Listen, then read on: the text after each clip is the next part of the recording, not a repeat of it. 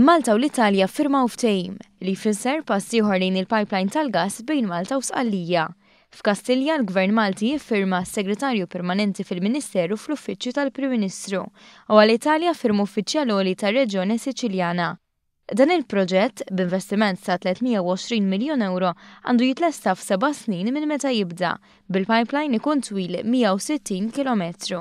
F'Kastilja Joseph Muscat tkellem dwar is-sinifikat taċ-ċerimonja illi saret tul il-jum ta' tnejn. The signature of such a letter of intent makes it easier to draft a way forward for this project.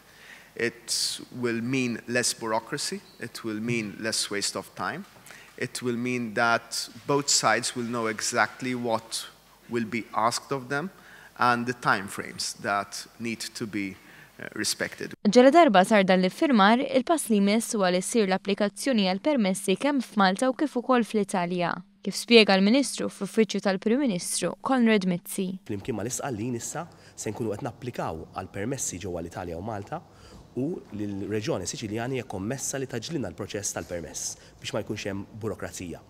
Il-passi li jmiss huwa li fil-xhur li ġejjin, ġifri fis-sajf, se nkunu qed nissettjaw kumpanija ġdida li se tkun il-Gas Transmission System Operator indipendenti mill-Ene Malta li se tibni il-pipeline u t-tieni punt se jkun li fil-xhur li ġejjin fis-sajf ukoll se napplikaw ukoll għall-permessi. L-għażla tal-post fi Sqallija kien aspett kruċjali ħafna. Bil-Ministru Mizzi jispjega kif dak magħżul fih numru ta' elementi pożittivi.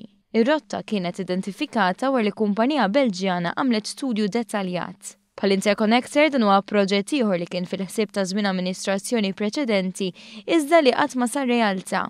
U hija biss din l-amministrazzjoni illi se tagħtih il-ħajja. This was a project that was conceived by the previous administration. Nevertheless, we found a situation where there were no permits, no system was in place, and quite a number of months were invested and considerable time and energy was invested in making sure that we are on the same track with our Sicilian colleagues.